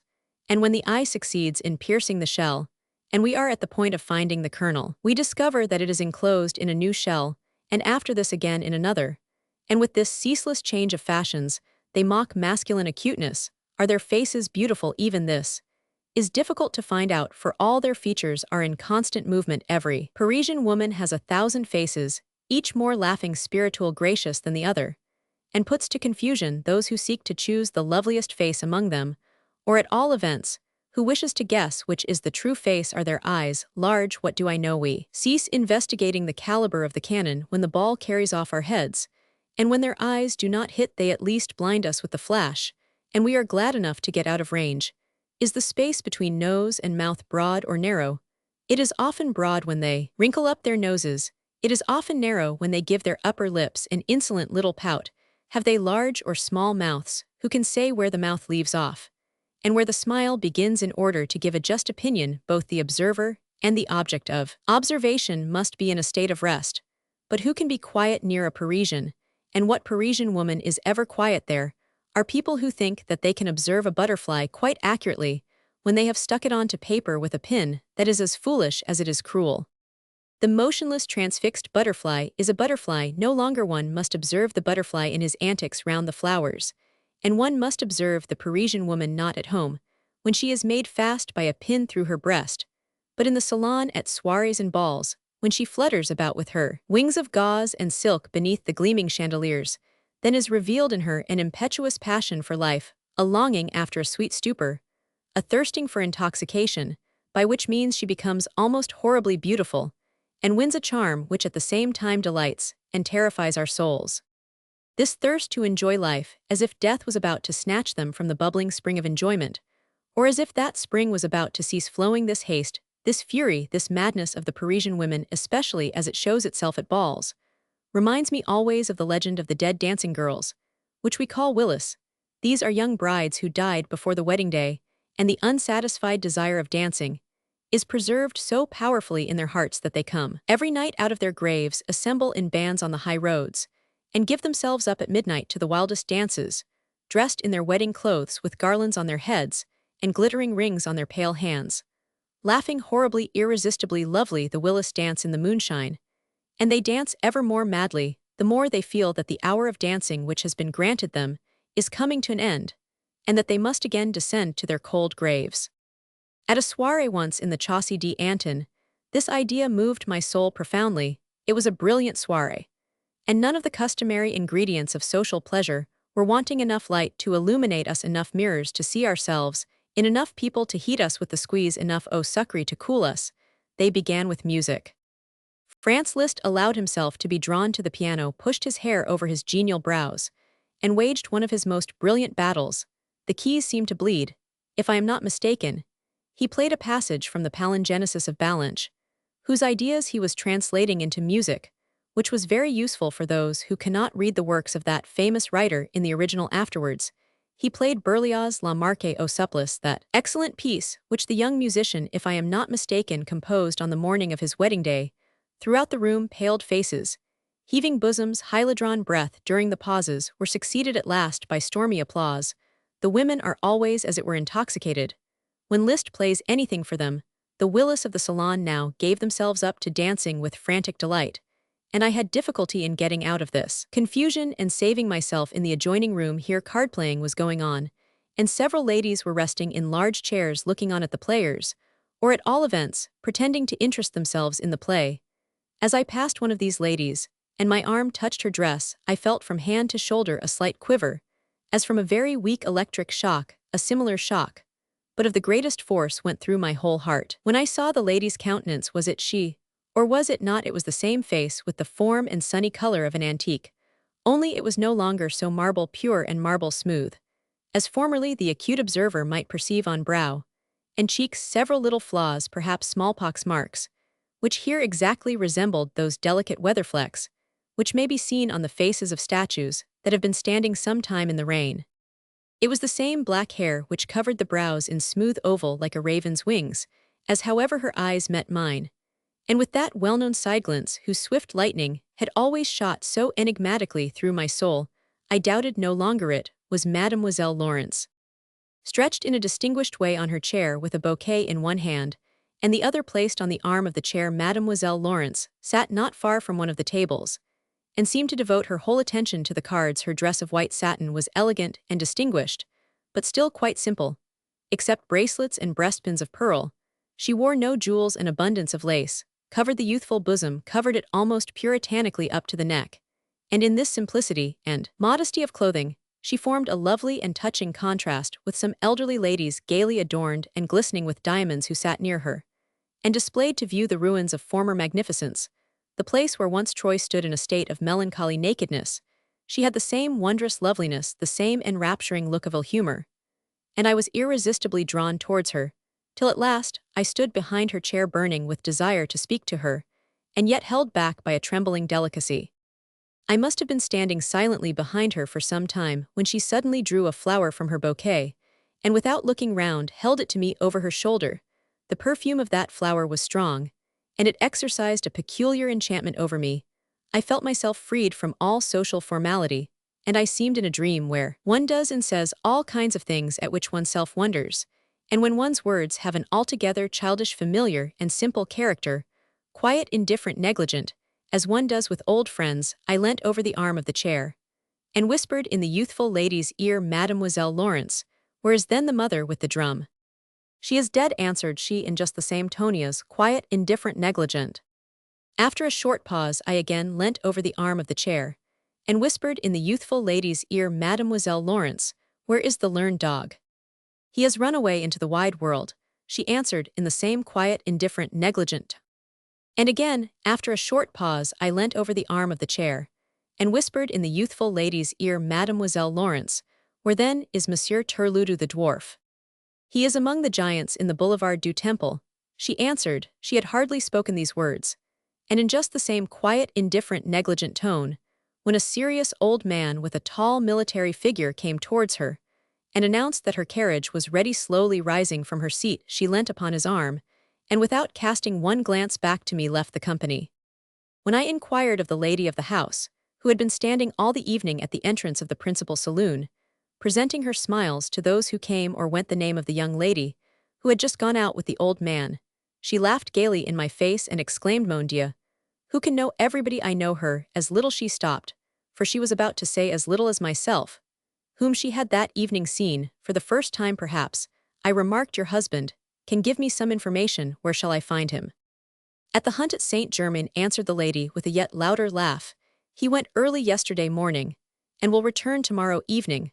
But wait, I know somebody who has been talking a good deal with the lady you inquire after. I do not know his name, but you can easily find him out by inquiring after the young man, whom Roman 1000 Casimir Perrier kicked I don't know where. Although it is rather difficult to recognize anyone by the fact of his having received a kick from a minister, I soon discovered my man, and I desired from him a more intimate knowledge of the singular creature who had so interested me, and whom I could describe to him clearly enough." "Yes," said the young man, "I know her very well. I have spoken to her at several soirees, and," he repeated to me a mass of meaningless things with which he had entertained her. What especially surprised him was her earnest look. Whenever he said anything complimentary to her, he also wondered not a little that she always declined his invitation to a contour dance, assuring him that she was unable to dance. Of name and condition he knew nothing, and nobody, as much as I inquired, could give me any more distinct information on the subject. In vain I ran through all possible soirees. Nowhere could I find Mademoiselle Lawrence. "And that is the whole story," exclaimed Maria, as she slowly turned round and yawned sleepily. "That is the whole memorable story, and you have never again seen either Mademoiselle Lawrence, or the mother with the drum, or the dwarf Turludu, or the learned dog?" "Remain lying still," replied Maximilian. "I have seen them all again, even the learned dog. The poor rascal was certainly in a very sad state of necessity when I came across him at Paris. It was in the Quartier Latin. I had just passed the Sorbonne, when out of its gates rushed a dog, and behind him with sticks a dozen students, who were soon joined by 24 old women, who all cried in chorus, 'The dog is mad!' The animal looked almost human. In his death agony tears flowed from his eyes, and as he ran panting by and lifted his moist glance towards me, I recognized my old friend the learned dog, the Duke of Wellington's panegyrist, who had once filled the people of England with wonderment. Was he really mad? Had he been driven mad by mere learning, while pursuing his studies in the Quartier Latin, or had he in the Sorbonne, by his growling and scratching, marked his disapprobation of the puffed-up charlatanry of some professor who sought to free himself from his unfavorable hearer by proclaiming him to be mad? And alas, the youths are not long investigating whether it is the wounded conceit of learning or envy that first called out, 'The dog is mad,' and they strike with their thoughtless sticks, and the old women are ready with their howling, and cry down the voice of innocence, and reason. My poor friend must yield before my eyes. He was miserably struck to death, insulted, and at last thrown on a dunghill. Poor martyr of learning." Not much more pleasant was the condition of the dwarf Monsieur Turludu when I found him on the Boulevard du Temple. Mademoiselle Lawrence had certainly told me that he had gone there, but whether I had not thought of actually seeing him there, or that the crowd had hindered me, it was some time before I noted the place where the giants were to be seen. When I entered, I found 2 tall fellows who lay idly on benches, and quickly sprang up and placed themselves in giant posture before me. They were in truth not as large as they boasted on the placards hanging outside. These 2 long fellows, who were dressed in pink tricots, had very black, perhaps false whiskers, and brandished hollow wooden clubs over their heads. When I asked after the dwarf, whom the placards also announced, they replied that for 4 weeks he had not been exhibited on account of his increasing illness. That I could see him, however, on paying double the price of admission. How willingly one pays double admission fee to see a friend again, And alas, this was a friend who lay on his deathbed. This deathbed was properly a cradle, and the poor dwarf lay inside with his yellow, shriveled old face. A little girl of some 14 years sat beside him, and rocked the cradle with her foot, and sang in a laughing, roguish tone, "Sleep, little Turludu, sleep." When the little fellow saw me, he opened his glassy pale eyes as wide as possible, and a melancholy smile played on his white lips. He seemed to recognize me again, stretched his shrunken little hand towards me, and gently rattled old friend. It was in fact a sad condition, in which I found the man who in his 8th year had had a long conversation with Louis Roman XVI, whom the Tsar Alexander had fed with bonbons, whom the Princess von Kairitz had taken on her lap, who had ridden on the Duke of Brunswick's dogs, whom the King of Bavaria had read his poems to, who had smoked out of the same pipe with German princes whom the Pope had idolized, and Napoleon never loved. This last circumstance troubled him on his deathbed, or as I said, in his death cradle. And he wept over the tragic fate of the great emperor, who had never loved him, but who died in such a sorrowful way at St. Helena. Just as I am dying, he added, solitary, misunderstood, forsaken by all kings and princes, a caricature of former magnificence. Although I could not rightly understand how a dwarf who died among giants could compare himself with a giant who died among dwarfs, I was nevertheless moved by poor Turludus' words, and by his forsaken condition at the last moment. I could not help expressing my astonishment that Mademoiselle Lawrence, who was now so grand, gave herself no trouble about him. I had scarcely uttered this name than the dwarf in the cradle was seized by the most fearful spasms, and he whispered with his white lips, "Ungrateful child, that I brought up, that I would elevate to be my wife, that I taught to move and behave among the great of this world, how to smile, how to bow at court, how to act. You have used my instructions well, and you are now a great lady, and you have a coach and footman and plenty of money, and plenty of pride, and no heart. You leave me here to die alone, and in misery as Napoleon died at St. Helena. Oh, Napoleon, you never loved me." What he added I could not catch. He raised his head, made some movements with his hand as if fighting against somebody, perhaps against death. But that is an opponent whose scythe neither a Napoleon nor a Turludu can withstand. No skill in fencing avails here. Faint, as if overcome, the dwarf let his head sink down again, looked at me a long time with an indescribable ghostly stare, suddenly crowed like a cock, and expired. His death troubled me the more since he had been unable to give me any more exact information about Mademoiselle Lawrence. Where should I now find her again? I was not in love with her, nor did I feel my former inclination towards her, yet a mysterious desire spurred me to seek her everywhere.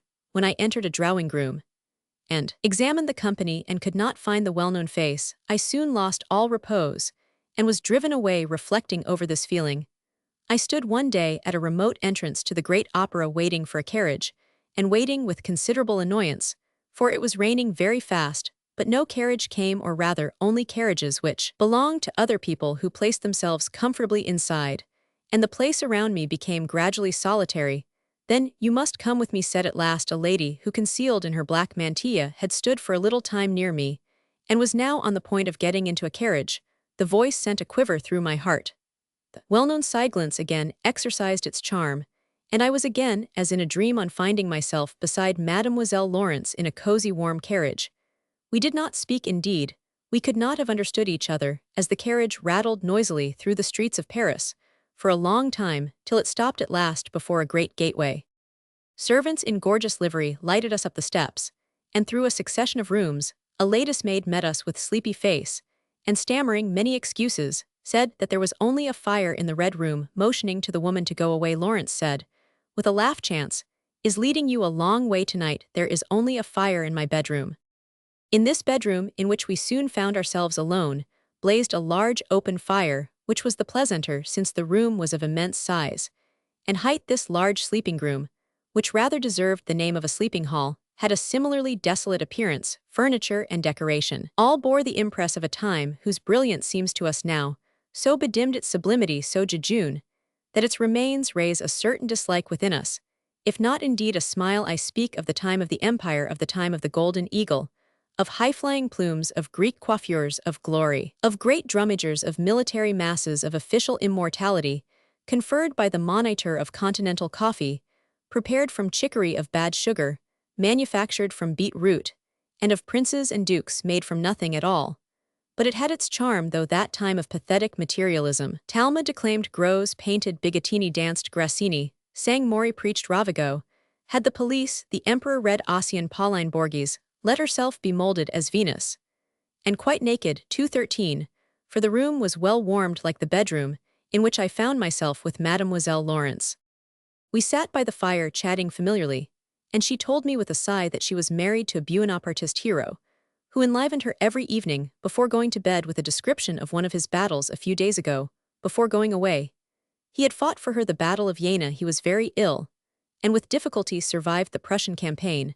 When I asked her how long her father had been dead, she laughed, and confessed that she had never known a father, and that her so-called mother had never been married. Not married, I exclaimed. I saw her myself in London in the deepest mourning, on account of her husband's death. Oh, replied Lawrence, for 12 years. She had always dressed herself in black to excite people's compassion, as an unhappy widow, as well as to allure any donkey desirous of marrying, for she hoped to reach the haven of marriage quicker under black flags. But only death had pity on her, and she died of a hemorrhage. I never loved her, for she always gave me plenty of beating, and little to eat. I should have died of starvation, if Monsieur Turludu had not often given me a little piece of bread on the sly.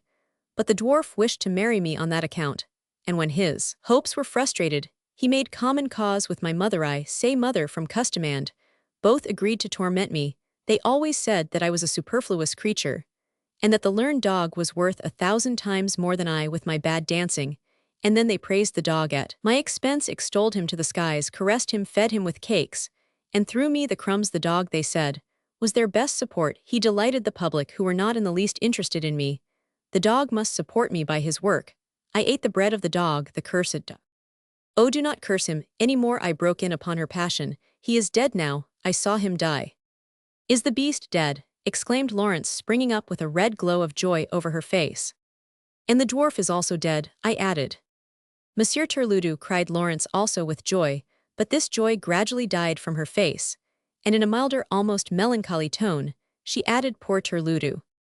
When I told her without any concealment that the dwarf had complained of her very bitterly on his deathbed, she became passionately disturbed, and assured me with many protestations that she had had the foresight to care for him as well as possible, that she had offered him a pension, if he would go and live quietly somewhere in the country. But ambitious as he was, Lawrence pursued, he wished to stay in Paris, and even to live at my house. He could then, he thought, through my interposition, renew his connections in the Faubourg Saint-Germain, and again take his former brilliant position in society.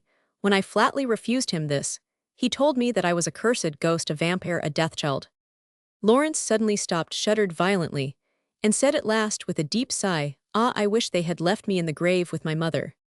As I pressed her to explain these mysterious words, a stream of tears flowed from her eyes, and trembling and sobbing, she confessed to me that the black woman with the drum, who gave herself out as her mother, had once herself told her that the rumor which went about concerning her birth was no mere story, for in the town where we lived, pursued Lawrence, they always called me the death-child. The old woman maintained that I was the daughter of a count who lived there and who constantly ill-treated his wife, and when she died buried her very magnificently.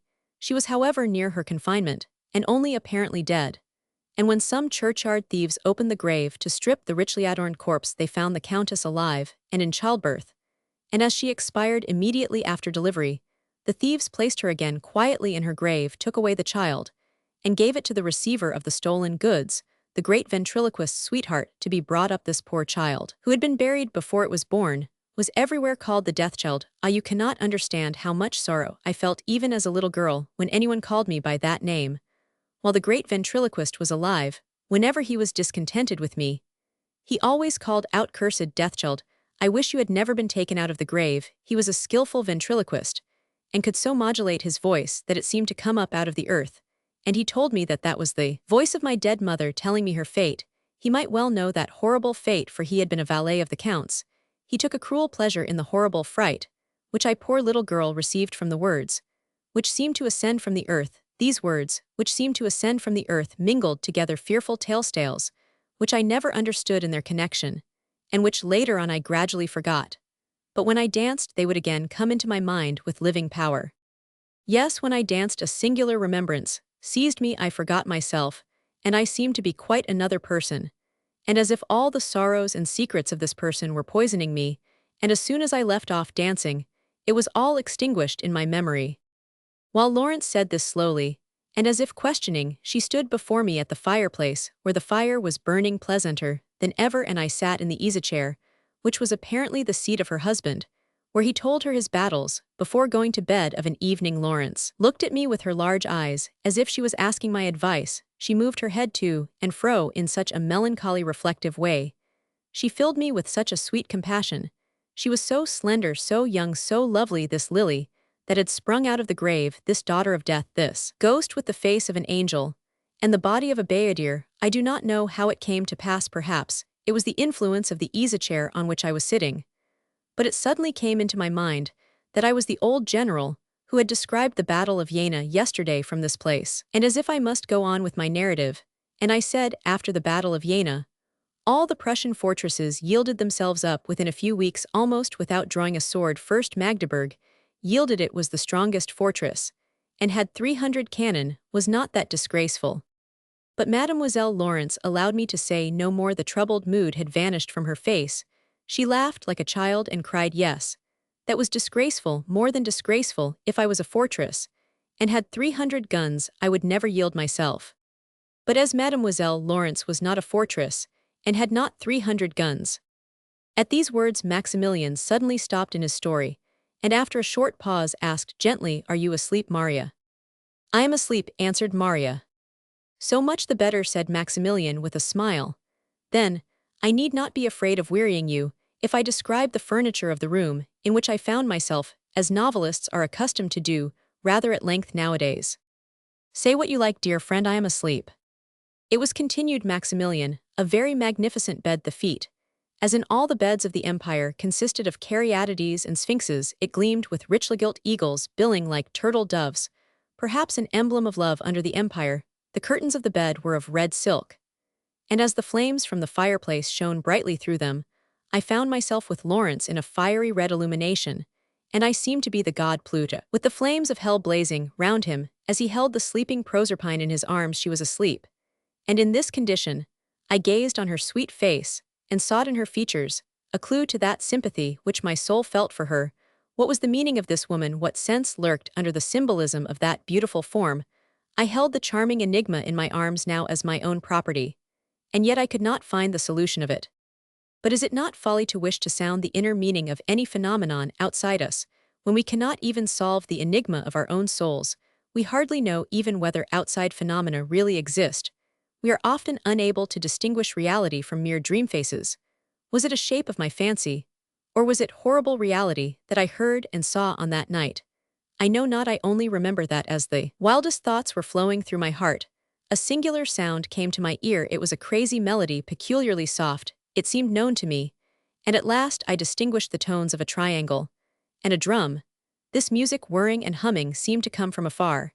And yet as I looked up I saw near me in the middle of the room a well-known performance. It was Monsieur Turludu the dwarf who played the triangle, and Madame beating the great drum, while the learned dog was scratching about on the floor, as if searching for his wooden letters. The dog appeared to move with difficulty, and his skin was spotted with blood. Madame still wore her black mourning, but her belly was no longer so spaciously protuberant, but repulsively pendant. Her face, too, was no longer red, but pale. The dwarf, who still wore the embroidered coat of an old French marquis and a powdered toupet, appeared to have grown somewhat, perhaps, because he was so horribly lean. He again exhibited his skill in fencing, and seemed to be again spinning off his old vaunts. But he spoke so softly that I was unable to understand a word, and only by the movements of his lips could I sometimes observe that he was again crowing like a cock. While this ludicrous, horrible caricature moved like a magic lantern with confused haste before my eyes, I felt Mademoiselle Lawrence breathing more and more uneasily. A cold paroxysm froze her whole body, and her sweet limbs writhed as if with unbearable agony. At last, however, supple as an eel, she glided from my arms, stood suddenly in the middle of the room, and began to dance, while the mother with the drum and the dwarf with the triangle continued their deadened soft music. She danced just as formerly on Waterloo Bridge, and in the squares of London. There were the same mysterious pantomimes, the same outbreaks of passionate leaping, the same bacchante-like throwing of the head backwards, often also the same leaning towards the earth, as if she wished to hear somebody speaking.